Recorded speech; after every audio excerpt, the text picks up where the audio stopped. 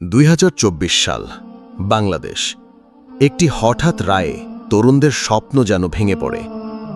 High court জানায় সরকারি চাকরিতে মুক্তিযোদ্ধা কোটার হার আবারও হবে 30%। এই ঘোষণায় বিশ্ববিদ্যালয়ে পড়ুয়া ছাত্রছাত্রীদের মধ্যে ছড়িয়ে পড়ে হতাশা, ক্ষোভ আর প্রতিজ্ঞা। তারা আর চুপ থাকে না।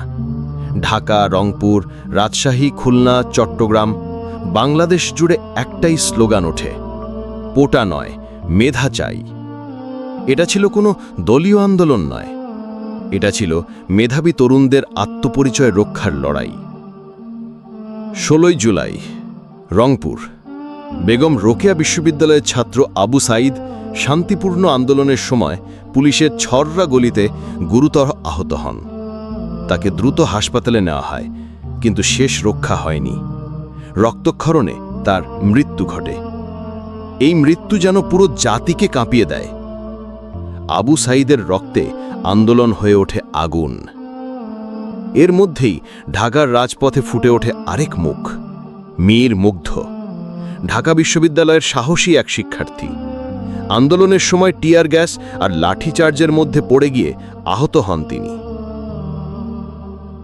তার একটি ভিডিও ভাইরাল হয়, যেখানে রক্তাক্ত মুখে মীর মুগ্ধ কাপা গলায় বলেন, পানি লাগবে ভাই, পানি।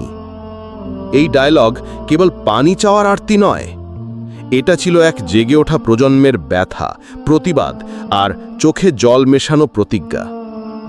মীর মুগ্ধের কণ্ঠ যেন এক রক্তাক্ত ইতিহাসের প্রতিধ্বনি হয়ে ওঠে। 17 এবং 18 জুলাই রাজপথে নামে হাজারো শিক্ষার্থী।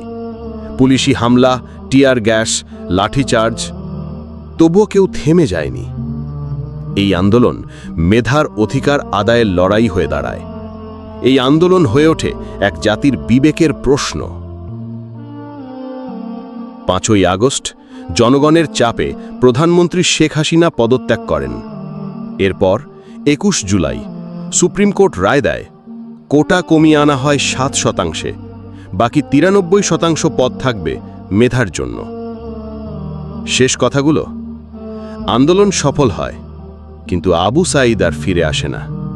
মীর মুগ্ধ মেশা নেই, তার সেই ডায়ালগ আজও কাঁদিয়ে তোলে হাজারো মানুষকে। এই গল্প শুধু কোটা সংস্কারের নয়, এই গল্প আত্মত্যাগ, প্রতিবাদ আর অন্যায়ের বিরুদ্ধে রুখে দাঁড়ানোর সাহসের। তুমি যদি বিশ্বাস করো এই দেশটা মেধা, ন্যায় আর সাহসিকতার উপর দাঁড়ানো উচিত, তবে এই ভিডিওটি শেয়ার করো আর কমেন্টে লিখো, আবু সাঈদের রক্ত বৃথা যাবে না, মীর মুগ্ধ থামবে না।